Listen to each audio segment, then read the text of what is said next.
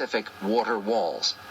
In his provocative, beautifully written book, A Republic, Not an Empire, 1999, Buchanan argues, the idea that America was ever an isolationist nation is a myth. A useful myth, to be sure, but nonetheless a malevolent myth that approaches the status of a big lie. What is derided today as isolationism was the foreign policy under which the Republic grew from 13 states on the Atlantic into a continent-wide nation that dominated the hemisphere and whose power reached to Peking. To call the foreign policy that produced this result isolationist is absurd. Americans were willing to go to war with the greatest powers in Europe, but only for American interests. They had no wish to take sides in European wars in which America had no stake. Donald Kagan makes a similar case in Dangerous Nation, 2006, insisting that many Americans remain misled or ill-informed about our purportedly isolationist past. This gap between Americans' self-perception and the perceptions of others has endured throughout the nation's history, he writes. Americans have cherished an image of themselves as by nature inward-looking and aloof, only sporadically and spasmodically venturing forth into the world, usually in response to external attack or perceived threats. This self-image survives despite 400 years of steady expansion and an ever-deepening involvement in world affairs, and despite innumerable wars, interventions, and prolonged occupations in foreign lands. Even as the United States has risen to a position of global hegemony, expanding its reach and purview and involvement across the continent and then across the ocean, Americans still believe their nation's natural tendencies are toward passivity, indifference, and insularity. This misconception helped to produce one of the most common and ignorant indictments of the Iraq War, with angry critics of Bush's policy emphatically insisting, "This is the first time in history we ever attacked any country that hadn't attacked us first." In fact, virtually all our major wars began without some clear-cut enemy attack on American soil. The French and Indian War, the Revolutionary War, the War of 1812, the Mexican War, the Spanish-American War, World War I, Korea, Vietnam, and the First Gulf War engaged the armed might of the nation based on incidents or interests, but not in response to sneak attack or mass assault. In 230 years of history, only the Civil War, where Lincoln cleverly lured Southern forces into the initial bombardment of federal property at Fort Sumter, and World War II, where Japan struck at precisely one of those outposts of empire in distant Hawaii that anti-imperialists often decry, brought our forces into battle in response to blatant enemy strikes. Sidebar: insurgents play politics, and not just in Iraq. Well before Iraq and even Vietnam, ruthless insurgents relied on anti-war agitation in the United States to provide victories they couldn't win in battle. Between 1898 and 1902, some of America's most esteemed individuals condemned the punishing war in the jungles of the Philippines, including former President Grover Cleveland, labor leader Samuel Gompers, social reformer Jane Addams, and industrialist Andrew Carnegie, who offered $20 million to buy the Philippines to grant the islands their independence. Wily Filipino leader Emilio Aguinaldo deliberately intensified his guerrilla activity in the months before the 1900 election in hopes of handing the presidency to anti-imperialist candidate William Jennings Bryan. Some of the Democrats' supporters explicitly hoped for Filipino victory against our army of subjugation, tyranny, and oppression, while Mark Twain, condemning atrocities by U.S. forces, suggested redesign of the Stars and Stripes with the white stripes painted black and the stars replaced by the skull and crossbones.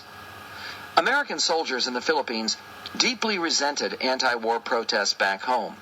Major General Henry Lawton, a Medal of Honor winner for his spectacular bravery in the war between the states, grumbled, "If I am shot by a Filipino bullet, it might just as well come from one of my own men, because the continuance of the fighting is chiefly due to reports that are sent from America." He received just such a fatal bullet a few weeks later, picked off by an insurgent sharpshooter. Nevertheless, voters turned against anti-war politicians and gave the GOP ticket of William McKinley and Teddy Roosevelt a landslide victory.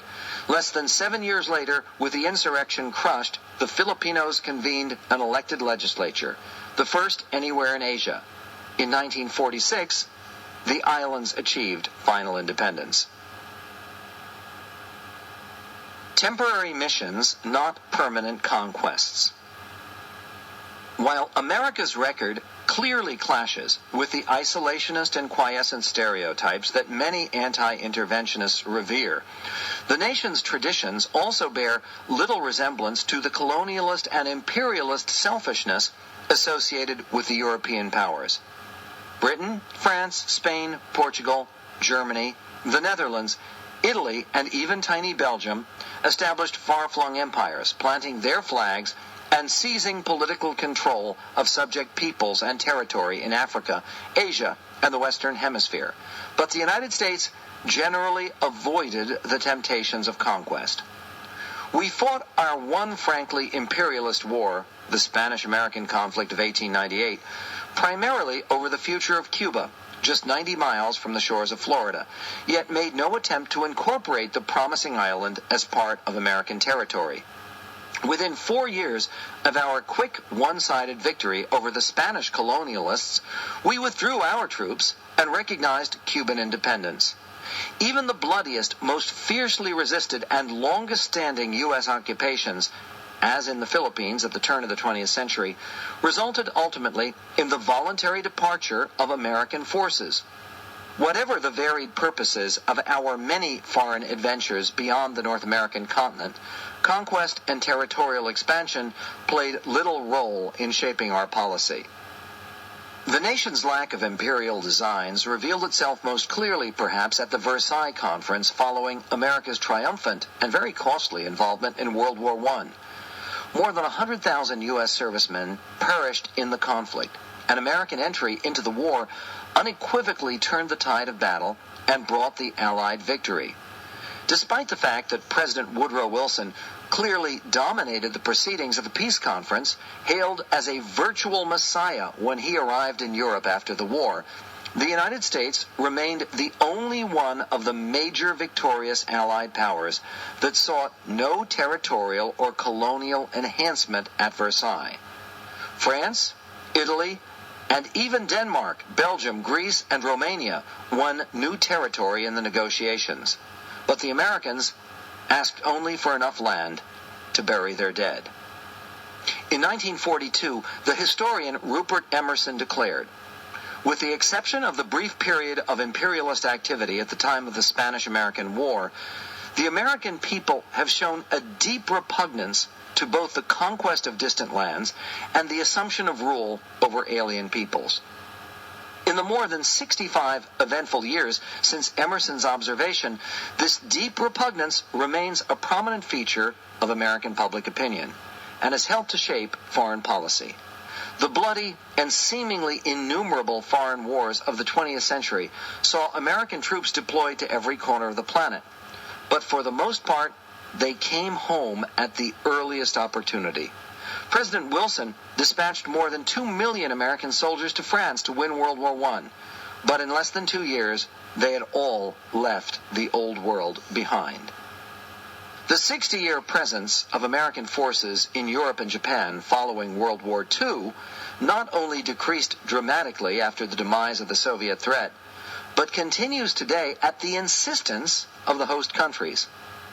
Aside from the economic benefits to local economies from the numerous American bases, U.S. troops, for better or worse, provide a security shield that has allowed our European allies to scrimp on defense spending, making no attempt to develop military resources commensurate with their economic or political power.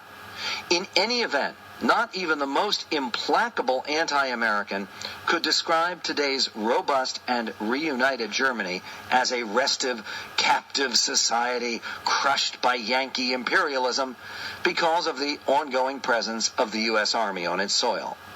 By the same token, the 29,000 American troops who remain in South Korea for defensive purposes more than a half-century after the armistice with the North hardly constitute an occupation force or have prevented the nation's dazzling prosperity and democratization.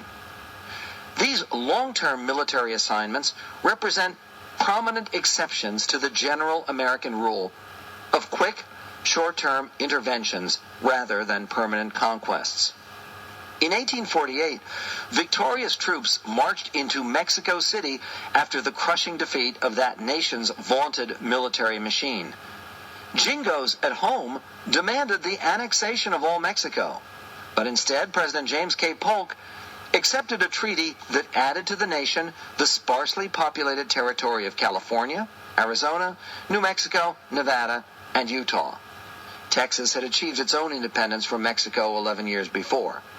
Rather than simply imposing its will on a conquered neighbor, the United States agreed to assume Mexico's burdensome national debt of $3.25 million and to pay the government a surprisingly lavish sum of $15 million more.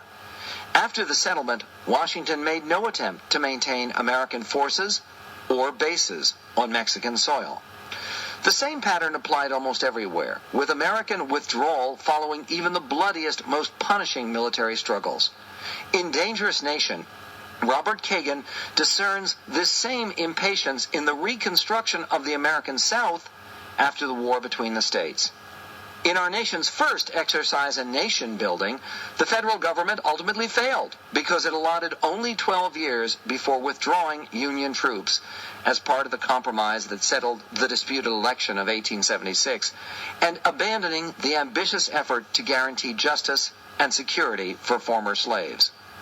This limited appetite for occupation and rebuilding has bedeviled post-war policies far more than any desire for permanent presence, leading to problematic and truncated missions in conflicts ranging from the Barbary Wars of the early 1800s to the First Gulf War and the Somali intervention of the early 1990s. Osama bin Laden pointed to America's humiliation in Somalia, where 18 mutilated soldiers in the Black Hawk Down episode led to a hasty American withdrawal, as one of the incidents that led him to characterize the United States as a paper tiger with no staying power. Bin Laden also mentioned the U.S. departure from Lebanon after the 1983 Hezbollah suicide bombing that killed 241 Marines, and particularly noted the way that public impatience and exhaustion brought about the retreat from Vietnam. Ironically, by focusing on the American penchant for quick withdrawals from the world's hotspots, our primary terrorist adversary undermined his own characterization of the United States as a ruthless imperialist power. Even the long-standing and often bloody U.S. mission to the Philippines culminated in American decisions to forego any imperial role and resulted in Filipino independence and flawed democracy. The United States seized the former Spanish colony with little difficulty at the outset of the Spanish-American War, but then suppressed a stubborn nationalist insurrection, 1898 to 1902, that killed more than 4,000 American troops and some 200,000 Filipinos. This nightmare didn't stop the American authorities from setting up an elected legislative assembly 5 years later, with a U.S.-style bicameral legislature by 1916.